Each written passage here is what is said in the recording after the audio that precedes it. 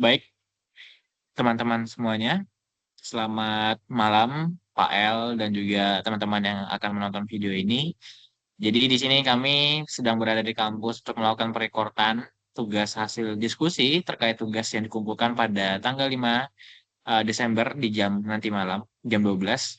Oke, di sini perkenalkan ada saya sendiri Jacob Immanuel. Di sini ada rekan saya ada Nathanael Dipatia dan juga Rafael Tansil. Next. Oke, kita ke isu dulu terkait isu yang akan dibahas terkait dalam pembuatan konten digital ini. Jadi, di mana persaingan penerimaan mahasiswa baru itu semakin tinggi. Saat ini, memang universitas swasta itu mengalami krisis tidak hanya bersaing antar kampus swasta, tetapi memang sekarang kampus swasta itu memiliki persaingan yang lebih sangat signifikan dalam penerimaan mahasiswa baru dengan kampus negeri. Terutama saat ini banyak sekali kampus negeri yang menjadi perguruan tinggi negeri Badan Hukum atau PTNBH yang mengakibatkan pembukaan kelas yang makin banyak. Ditambah juga persepsi masyarakat bahwa kampus yang negeri itu menjadi lebih baik, yang dimana dalam biaya pendaftaran dapat dikatakan kampus negeri adalah kampus yang sangat relatif murah dalam pendaftaran kampus, sehingga kampus swasta itu mendapatkan stigma atau persepsi yang di mana kampus swasta itu kampus yang sangat mahal. Maka dari itu, dari permasalahan ini, kami dari kelompok menganalisis bahwa memang persaingan penerimaan mahasiswa baru antar kampus negeri hingga swasta itu menjadi permasalahan utama. Dan juga kampus negeri ini sangat diuntungkan karena perspektif masyarakat lebih menilai bahwa unggul, sehingga anggapan masyarakat terkait kampus swasta itu relatif mahal yang mengakibatkan penurunan pendaftaran mahasiswa baru pada kampus swasta. Maka dari itu, misi utama dalam pembahasan kali ini adalah memiliki strategi komunikasi yang kuat untuk tetap kompetitif, yang dimana sebagai kampus swasta yang sudah mendapatkan stigma ataupun pandangan kepada masyarakat bahwa kampus swasta itu sangat mahal, maka dari itu disinilah suatu upaya kampus swasta, strategi-strategi yang bisa membangun, yang bisa mengembalikan lagi mahasiswa untuk bergabung menjadi bagian dari kampus tersebut. Maka dari itu, strategi tersebut mencakup pertama menonjolkan nilai Universitas Atmajaya Yogyakarta yang membedakan dari PTNBH. Yang kita ketahui memang nilai-nilai dari Atmajaya itu sangat beragam, yang dimana nilai-nilai ini bisa ditonjolkan dalam pembuatan konten digital, sehingga target audiens yang ingin kita capai, mereka mengetahui apa saja keunggulan-keunggulan yang ada di Universitas Atmajaya Yogyakarta. Yang kedua, membangun kepercayaan dan juga kedekatan emosional dengan calon mahasiswa. Sebenarnya pada poin kedua ini bisa mempromosikan melewati word of mouth, yang dimana mempromosikan mulut ke mulut, sehingga informasi tidak hanya diberikan dalam pembuatan konten digital, tetapi informasi bisa disampaikan secara personal, yang dimana bisa mempromosikan terkait Universitas Atmajaya itu seperti apa. Mungkin melewati konten digital itu memang sangat baik dalam penyampaian informasi, tetapi terkadang masih banyak kebingungan audiens terkait informasi-informasi yang terkadang masih belum jelas. Sehingga membangun kedekatan emosional secara word of mouth itu bisa menciptakan bagaimana kampus Universitas Atmajaya itu bisa dikenali oleh banyak audiens. Tetapi tidak dipungkiri juga, memang pembuatan konten digital ini juga bisa membangun kedekatan emosional dengan calon mahasiswa nantinya. Yang ketiga, menampilkan keunggulan yang unik yang tidak dimiliki kampus besar. Nah, pada poin ketiga ini memang Universitas Atmajaya Yogyakarta memiliki banyak keunggulan-keunggulan yang memang bisa mereka jual, yang bisa mereka promosikan, sehingga memang ini menjadi suatu keunikan. Bisa saja dapat dikatakan bahwa keunggulan yang dimiliki oleh Atmajaya Yogyakarta seperti prestasi mahasiswanya, seperti beasiswanya, serta fasilitas-fasilitas yang dimiliki oleh Universitas Atmajaya memang terkadang masih belum dimiliki oleh kampus lainnya. Sehingga hal ini bisa ditampilkan dalam pembuatan konten digital sebagai keunggulan yang unik, yang nantinya bisa meningkatkan awareness audience untuk melakukan pendaftaran di Universitas Atmajaya Yogyakarta. Terus selanjutnya, tujuan konten yang ingin dicapai, yang pertama, meningkatkan awareness masyarakat terhadap UAJ. Ini pasti sekali karena pembuatan konten digital, hasil akhirnya adalah meningkatkan awareness terhadap audiens yang melihat konten yang sudah disebarluaskan. Yang kedua, membangun persepsi positif yaitu relevan, adaptif, dan juga unggul. Yang dimana eh, hal ini dibangun melalui nilai-nilai Atmajaya yang sudah dikembangkan melalui konten digital, sehingga persepsi audiens yang nantinya menonton video itu tidak selalu buruk karena mendapatkan stigma yang mahal, tetapi audiens juga bisa tertarik akan nilai-nilai yang dimiliki oleh Universitas Atmajaya Yogyakarta. Yang ketiga, meyakinkan calon mahasiswa bahwa kualitas UAJ sebuah sesuai kebutuhan karir masa depan. Memang prospek dari Universitas Atmajaya ini memang mengedepankan jenjang karir setiap mahasiswanya. Maka dari itu, bisa saja dalam pembuatan konten digital disampaikan terkait hal ini supaya nantinya calon mahasiswa mengetahui apa saja prospek-prospek ke depannya yang bisa mereka dapatkan ketika mereka bergabung dalam bagian dari kampus ini. Yang keempat, mengedukasi publik bahwa UAJ menawarkan pengalaman belajar yang berkualitas. Dalam artian ini, dosen ataupun staf-staf yang memang bekerja dalam ruang lingkup kampus itu sudah memiliki pengalaman lebih, sudah memiliki kompetensi yang lebih, sehingga kredibel, dapat dikatakan kredibel sebagai pemateri ketika nanti mereka berkuliah begitu. Next. Nah, di sini kami kelompok melakukan analisis target audience. Yang pertama, siswa SMA ataupun SMK yang sedang di kelas 12 di rentan usia 17 sampai 18 tahun.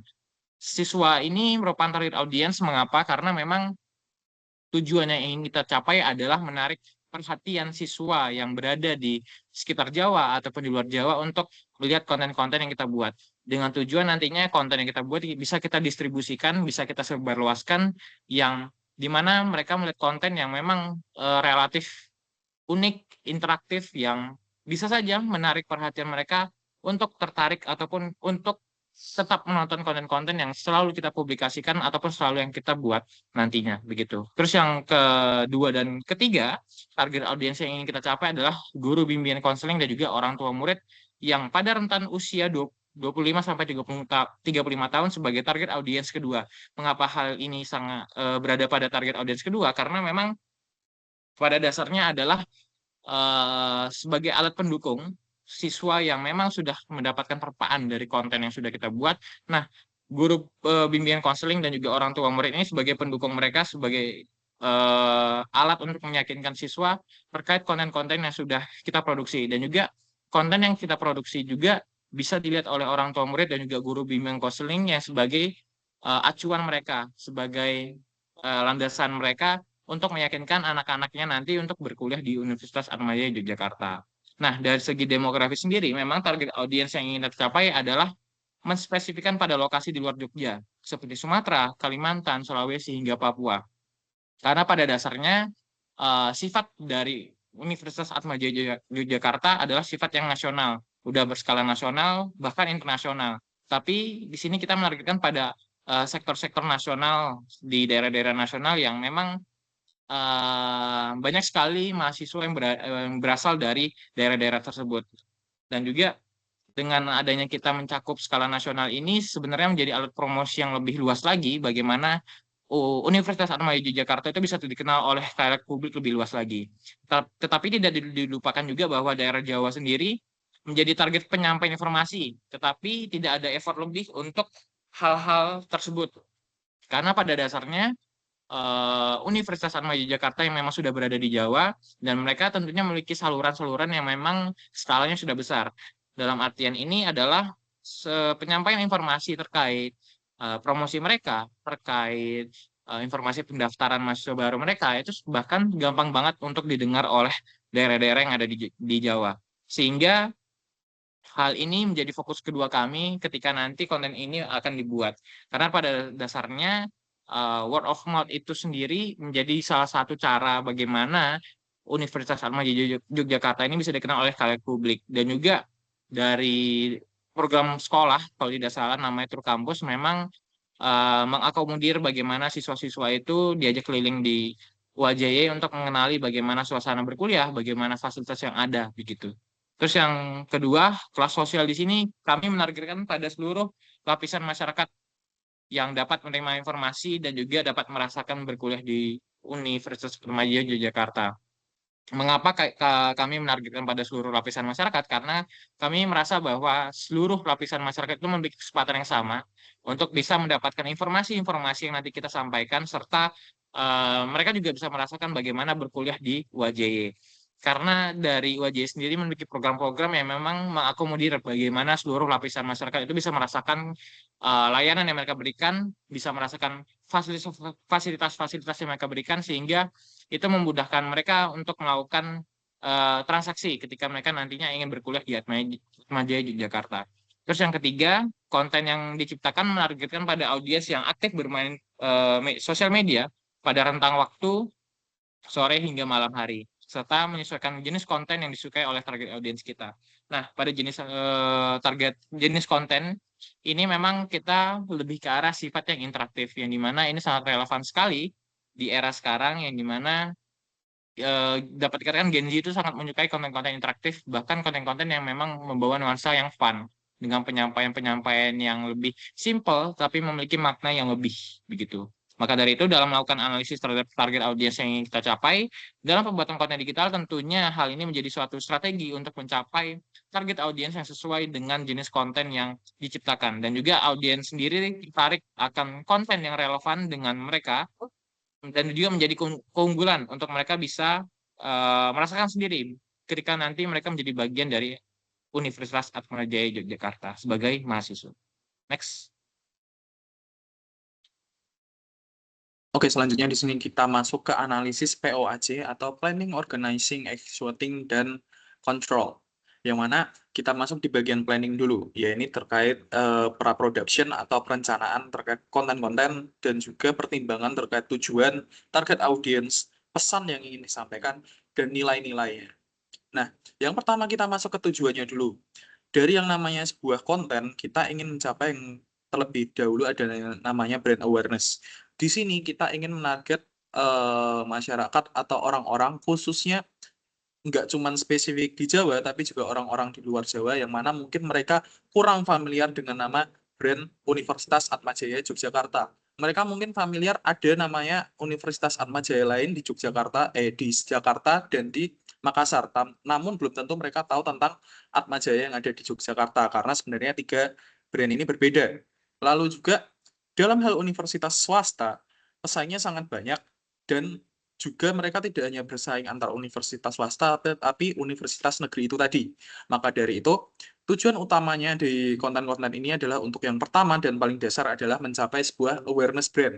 Yang mana dari awareness brand itu, kita berusaha untuk membangun persepsi positif audiens, khususnya untuk audiens-audiens baru, dan untuk audiens-audiens lama ini juga, ataupun orang-orang yang mungkin familiar dengan UAJ tapi belum tahu tentang konten atau promosi kita dan internalnya seperti apa, mereka bisa berpandangan positif tentang UAJ ini adalah universitas swasta yang mendukung nilai-nilai yang mana kalau tadi disebutkan adalah relevan dan unggul dan sebagainya macamnya. Di sini kita fokus pada 4 nilai yang memang ini adalah 4 nilai yang selalu dibawa oleh Atmajaya, yaitu unggul, inklusif, humanis, dan berintegritas.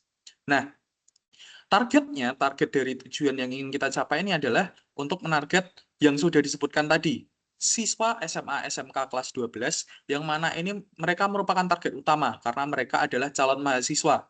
Mereka saat ini mungkin akan sedang mempersiapkan ujian dan nantinya mereka selanjutnya akan mencari universitas untuk mereka berkuliah. Orang tua dan guru BK di sini posisinya adalah sebagai support sistem mahasiswa. Mereka adalah salah satu orang-orang yang menjadi pengaruh atau memberi referensi bagi calon mahasiswa ini keputusan mereka ingin berkuliah di mana. Orang tua dan guru BK ini jadi sumber referensi utama mereka. Maka dari itu, edukasi di sini atau target dari audiens yang ingin dicapai oleh campaign ini atau konten-konten ini bukan cuma di calon mahasiswanya saja, tapi juga orang tua calon mahasiswa serta guru BK agar mereka tidak cuma mendapat informasi secara langsung, paparan langsung, tapi juga ada pertimbangan-pertimbangan lain lewat diskusi bersama orang tua dan guru BK ini. Yang mana pesan utama yang ingin disampaikan berkaitan dengan tujuan juga dan berkaitan dengan nilai-nilai, pesan yang ingin disampaikan adalah UAJ ini adalah kampus swasta yang unggul, inklusif, humanis, dan berintegritas yang mempersiapkan mahasiswanya untuk masa depan. Unggul, inklusif, humanis, dan berintegritas ini merupakan 4 nilai yang jadi pedoman Atmajaya dalam tiap aktivitas pendidikan di dalamnya, guna mendukung mahasiswa nantinya berjaya di masa depan. Di sini mahasiswa itu tidak cuma kuliah, belajar, belajar, belajar, dan belajar, masuk telinga kiri, keluar kuping kanan, masuk telinga kiri, keluar kuping kanan, tapi di sini mahasiswa juga dibentuk untuk siap menghadapi dunia kerja. Nggak cuma lewat pembelajaran di kelas, tapi banyak praktiknya. Jadi itu adalah hal yang bisa kita highlight, yang mana nantinya juga mereka siap untuk berjejaring karena jaringan alumni di Atmajaya, dan juga mereka siap berkembang lewat program-program seperti MBKM Mandiri, KKN, KKL, dan sebagainya. Nah, terkait keempat nilai utama UAJ itu tadi, unggul ini adalah tentang bagaimana UAJ ini dapat berdaya saing dengan universitas-universitas swasta lainnya, bahkan universitas negeri. Lalu inklusif, ini terkait dengan bahwa UAJ itu adalah universitas yang terbuka terhadap keberagaman. Ini adalah untuk mematahkan perspektif bahwa universitas swasta itu elit, universitas swasta itu eksklusif untuk orang-orang berduit, orang-orang mampu, kaum-kaum tertentu aja. Tapi Atmajaya itu inklusif. Lalu ada nilai humanis, yang mana ini diperjuangkan oleh seluruh warga di Universitas Atmajaya, oleh karyawan, oleh dosen, oleh staf-staf lainnya, dan juga untuk mahasiswanya sendiri, mereka digerakkan untuk bisa peduli dan melayani sesama. Integritas ini berkaitan dengan tanggung jawab. Kemampuan mereka dalam mencapai nilai-nilai baik, kemampuan mereka dalam membuktikan diri mereka bahwa mereka adalah orang-orang yang memang unggul. Mereka orang-orang yang benar-benar inklusif dan humanis. Mereka mempertanggungjawabkan itu lewat bukti-bukti nyata, yang mana kemudian itu juga bisa jadi aset untuk kita promosikan. Nah, dari planning yang ada ini, masalah yang ingin kita selesaikan ada 3 hal utama. Yang pertama, yang mungkin paling banyak dan bahkan jadi stigmanya UAJY, yang katanya Universitas Anak Jutawan Yogyakarta ini, yaitu adalah kampus eksklusif yang mahal. Karena mahal itu, orang-orang yang masuk sini itu dianggap orang-orang elit, orang sehingga tidak beragam, cuman kaum-kaum tertentu aja. Tujuan salah satunya adalah untuk mematahkan stigma tersebut. Lalu yang kedua adalah pendidikan di universitas negeri lebih baik dari swasta. Kita ingin membuktikan lewat konten-konten ini bahwa universitas swasta itu juga bisa bersaing dalam hal pendidikan, terutama dalam akses-akses kepada dosennya. Yang terkait, yang terakhir adalah krisis jumlah pendaftar di universitas swasta yang dari tahun ke tahun menurun. Ini adalah hal utama yang ingin kita selesaikan. Lanjut ke bagian organizing, atau bagaimana kita mengatur atau mengorganize kerja tim dan juga melibatkan pihak-pihak di luar tim untuk mencapai tujuan-tujuan atau kayak target dari konten yang kita buat. Yang pertama adalah pembagian kerja dalam timnya terlebih dahulu. Dalam produksi konten, secara garis besarnya ada 3 tahapan. Pre-production, production-nya itu sendiri atau eksekusinya, dan post-production-nya. Pre-production ini berkaitan dengan konten analisis, konten planning, dan konten writing, yang mana melibatkan 2 pihak, yaitu konten dan atau strategic planner-nya, yang mereka berkaitan dengan melakukan analisis terhadap brand UAJY ini, brandnya seperti apa, mendalami lebih dalam lagi, terus isu apa sih yang dialami oleh UAJY ini, dan target yang ingin dicapai itu siapa. Lalu dari situ mereka membuat brief-nya untuk dieksekusi oleh tim production nantinya.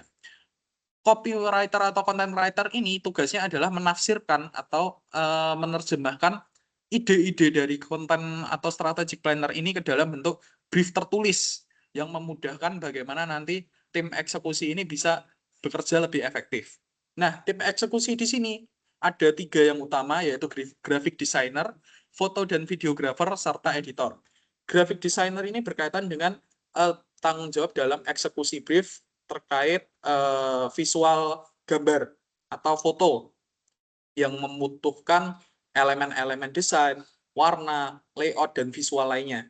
Foto dan videographer, mereka yang bertugas untuk mencari atau mendokumentasikan kebutuhan aset foto dan video, lalu objek-objek atau tentang Atmajaya itu sendiri untuk promosi. Lalu editor, ini yang berkaitan dengan editing segala aset foto dan video ke dalam nantinya bentuk output konten sesuai yang diinginkan. Entah ingin jadi bentuknya reels, atau video company profiles, atau konten interaktif, dan sebagainya. Dan yang terakhir adalah di post production. Ada publisher atau media spesialis yang bertanggung jawab dalam uploading konten, publishing konten, sekaligus memonitor bagaimana kinerja atau efektifnya konten tersebut setelah dipublish. Data analis di sini membantu tim media spesialis untuk menganalisis data-data yang sudah dikumpulkan terkait bagaimana performanya, menyusun KPI-nya, dan membuat kesimpulan dan evaluasi untuk konten-konten ke depannya. Nah, di sini ada peran pihak-pihak di luar dari tim kreatif dalam produksi konten.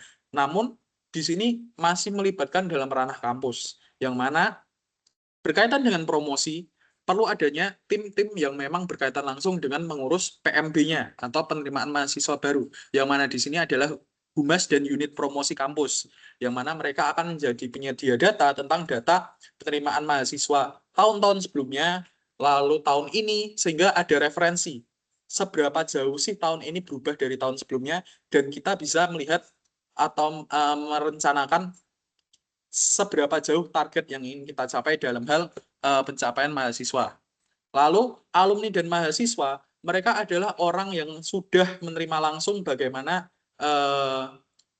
nilai-nilai dari kampus ini diajarkan, bagaimana pengalaman mereka di kampus ini, yang mana mereka di sini terlibat dapat dilibatkan sebagai testimoni. Dan yang terakhir adalah fakultas dan lembaga-lembaga di kampus lainnya yang akan menjadi penyedia bagi tim kreatif ini untuk akses antar kampus yang ada di UAJ. Lanjut ke actuating, yang mana ini terkait actualnya, konten-konten yang ingin kita buat. Ada 3 actual konten utama atau campaign utamanya. Yang pertama terkait hal-hal interaktif, agar ada interaksi antara brand UAJ ini dengan audiensnya. Lalu yang kedua terkait informatif, yang memberikan edukasi. Dan yang terakhir terkait student oriented campaign, yang mana ini berkaitan dengan adanya testimoni-testimoni itu tadi, yang mana ini adalah kuncinya. Kita mulai dari yang awal dulu, interaktif media sosial, yang mana ini bisa dilakukan di Instagram, medsos seperti TikTok juga, ataupun di YouTube, lewat Q&A, live, atau ada semacam sharing, sehingga ada semacam digital sharing. Nah, di sini fungsinya adalah dengan adanya interaksi itu menunjukkan bahwa UAJ itu terbuka pada publik. Ini bisa membangun trust dan juga relasi dengan audiens publik, terutama audiens yang mungkin belum familiar dengan Atmajaya, karena konsep Atmajaya dengan konten-konten seperti ini menunjukkan bahwa kita ini terbuka, kita ini nggak kaku, pengen promosi, tapi juga ingin memahami bagaimana sih audiens ini tuh sebenarnya berharap terhadap UAJ. Nah, lalu di sini terkait informatif. Informatif ini bisa terkait berbagai hal, karena ini merupakan media utama untuk menjelaskan Atmajaya ini seperti apa. Tapi yang paling sederhana misalkan adalah terkait fakta-fakta seputar universitas swasta dibanding universitas negeri, atau menonjolkan tentang ciri khasnya UAJ dan benefit-benefit unggulannya. Yang mana di sini fungsinya adalah untuk mengungkapkan hal-hal yang mungkin publik ini tidak ketahui tentang UAJ. Bahwa UAJ ini belum tentu seperti bayangan orang-orang lain tentang universitas swasta. UAJ ini berbeda. UAJ punya nilai-nilai yang mungkin mereka belum tahu, yang mana pada akhirnya adalah kita ingin mematahkan stigma di masyarakat. Dan yang terakhir, student oriented campaign ini adalah video-video yang berorientasi pada pengalaman nyata mahasiswa, ataupun sebenarnya bisa juga berkaitan dengan karyawan-karyawan yang ada di Atmajaya, yang mana di sini menunjukkan realitanya di Atmajaya itu seperti apa. Ini bisa menjadi bukti penguat untuk melengkapi terkait data-data informatif yang kita sajikan, seperti itu. Lalu yang terkait terakhir adalah controlling, yang mana dari sebuah perencanaan atau penciptaan konten digital, yang mana nantinya dibuat, dipublikasikan, perlu adanya sebuah kontrol agar konten ini tidak turun ke depannya, bisa terus bertahan dengan kualitas yang sama, bisa tetap bertahan baik, seperti itu.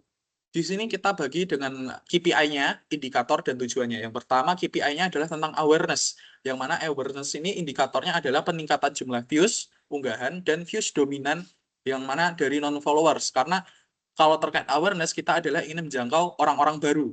Di sini menunjukkan bahwa jika awareness ini naik, menunjukkan bahwa konten ini mampu menjangkau calon mahasiswa baru, bahkan di luar followers UAJ. Yang kedua adalah terkait engagement. atau peningkatan jumlah likes, comments, dan follow. Yang jelas ini berkaitan dengan aksi atau perbuatan yang dilakukan oleh audiens terhadap konten yang kita buat. Ini sebagai penanda bahwa konten kita itu tidak hanya dilihat, tapi orang-orang ini tergerak karena adanya konten yang kita buat. Lalu yang ketiga terkait conversion, yang mana conversion ini terkait dengan jumlah akses, ketautan PMB, ataupun terkait DM, komentar tentang kuliah dan pendaftaran, yang mana ini berkaitan dengan konversi dari jumlah views atau kayak jumlah audiens yang melihat ke aksi yang mereka lakukan terhadap promosi-promosi yang dilakukan UAJ. Ini guna melihat apakah konten mempengaruhi pilihan audiens terhadap UAJ. Lalu yang keempat dan terakhir ini adalah untuk actual achievement-nya atau achievement yang sebenarnya ingin kita capai. Yang mana dari semua yang ada ini tujuan utama atau tujuan akhirnya adalah meningkatkan jumlah pendaftar di penerimaan mahasiswa baru UAJ.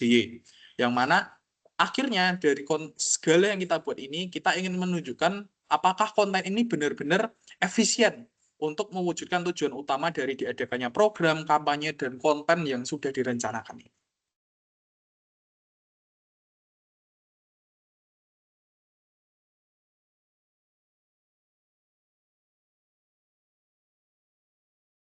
Oke, jadi sebelumnya kan kita sudah membahas tentang POAC, Planning, Organizing, Actuating, dan Control. Dari keempat jenis analisis tersebut, kita menuangkan itu dalam 3 bentuk konten, yaitu teks, still image, dan video. Oke, yang pertama ada teks. Dari teks kita menggunakan platform X yang di UAJ sendiri itu terakhir aktif di tahun 2024. Lalu tujuan yang kita ingin lakukan adalah untuk membangun awareness dan untuk memperbaiki persepsi bahwa kampus swasta, terutama UAJ, memiliki kualitas unggul, relevan, dan cocok untuk masa depan calon mahasiswa. Lalu dari tujuan tersebut, kita memiliki hasil yang kami harapkan adalah untuk membuat pembaca atau membuat audiens untuk mempertimbangkan UAJ sebagai pilihan utama, sebagai camaba.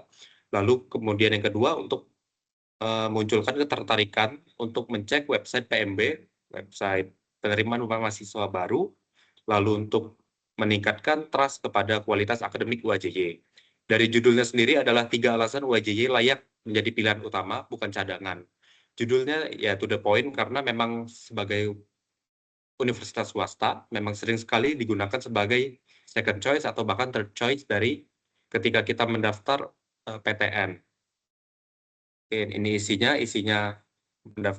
dari awalnya orang yang menganggap bahwa kampus swasta itu mahal dan cuma cadangan, lalu dengan fakta-fakta yang ada dari beasiswa prestasi, Kamajaya, lalu kurikulum yang siap kerja, banyak proyek nyatanya, sehingga yang dilakukan oleh mahasiswa bukan cuma belajar, namun juga ada prakteknya, dan lalu ada lingkungan yang humanis juga, sehingga sebagai mahasiswa kita akan lebih dekat terhadap dosen yang sangat suportif, terutama untuk anak-anak perantau. Sehingga dengan ketiga isi tersebut diharapkan untuk camaba supaya tertarik untuk menjadikan Atmajaya sebagai pilihan utama. Gitu. Lanjut. Lalu yang kedua adalah still image lewat platform Instagram.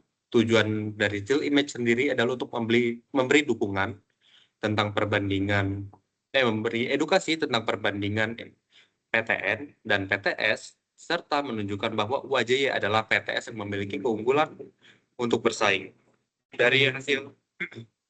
Dari tujuan tersebut, hasil yang kita harapkan adalah untuk mengubah stigma bahwa PTS tidak selalu lebih buruk, apalagi di UAJY, serta untuk membangun perspektif bahwa UAJY itu kompetitif sesuai dengan nilainya, yaitu unggul. Judul utamanya adalah nggak harus ribet, swasta juga bagus. Lalu ini faktanya. Lalu untuk slide-nya sendiri ada 7 slide, dari mana slide pertama itu sebagai judul atau hook-nya, slide kedua untuk menunjukkan bahwa akses dosen di PTS lebih dekat daripada PTN, yaitu dengan menunjukkan foto diskusi mahasiswa dan dosen di luar kelas. Yang ketiga, takut sudah lulus nggak bisa kerja. Dari UAJY ada program kemitraan MBKM Mandiri dan jaringan alumni, foto mahasiswanya dengan MBKM. Lalu di slide keempat, untuk menjawab keresahan yang paling sering diomongin oleh banyak orang-orang luar Atmajaya, yaitu tentang biaya yang mahal. Dari UAJY sendiri memiliki banyak beasiswa, seperti yang tadi disebutkan, Atmajaya dan lain-lain.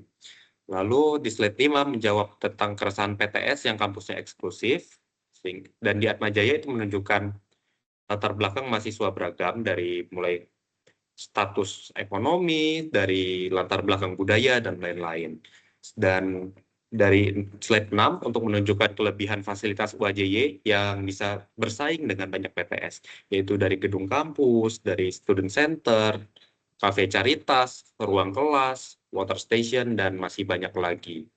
Lalu di slide 7 itu lebih ke call to action, CTA, yang disertai link atau barcode pendaftaran. Next. Yang terakhir adalah video yang menggunakan platform Instagram juga. Tujuan utamanya adalah untuk mematahkan persepsi audiens terhadap stigma universitas swasta yang anggapannya mahal, serta untuk membangun citra bahwa UAJY adalah kampus inklusif yang akan dibuktikan dengan dengan testimoni berbagai mahasiswa dalam video. Lalu hasil yang diharapkan adalah penonton mulai mempertimbangkan UAJY sebagai pilihan utama, meningkatkan trust kepada kualitas akademik UAJY, serta untuk meningkatkan relevansi terhadap universitas. Judulnya adalah Semua Jalan Mengarah UAJY. Judul ini menggambarkan inklusivitas di mana mahasiswa dari berbagai latar belakang itu akhirnya menuju UAJY juga. Dan judul itu juga dipilih dengan pertimbangan bahwa itu paranomasia atau PAN dari All Road Leads to Rome atau Semua Jalan Mengarah ke Roma. Isi utama dari video tersebut adalah testimoni dari latar belakang yang berbeda-beda mahasiswa.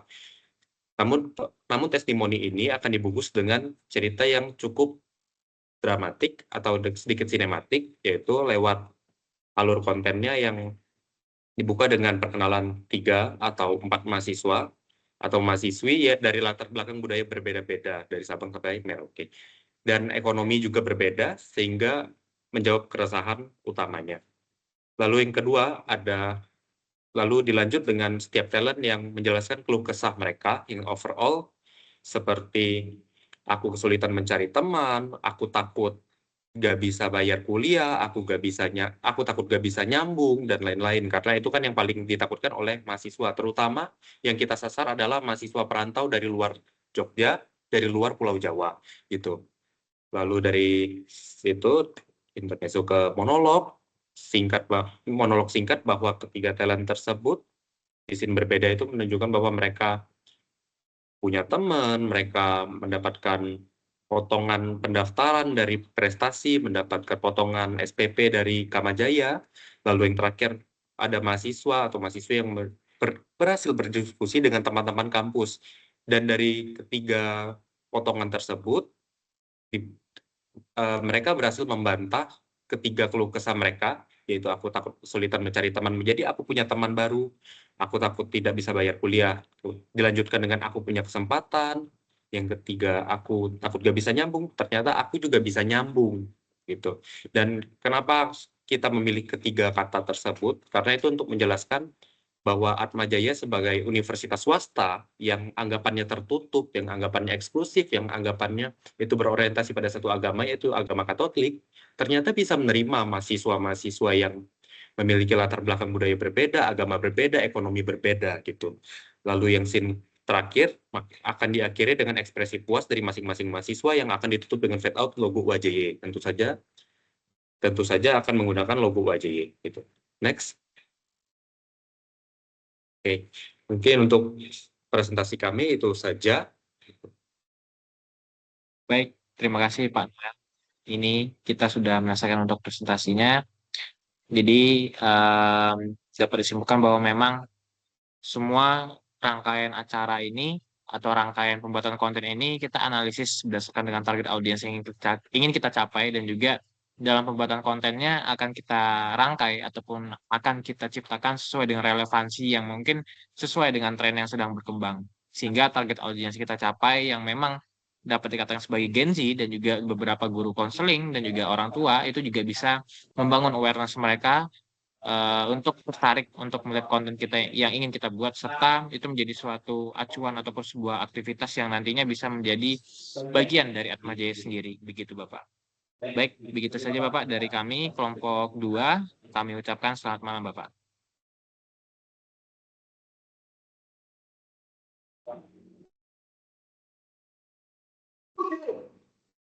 Aduh.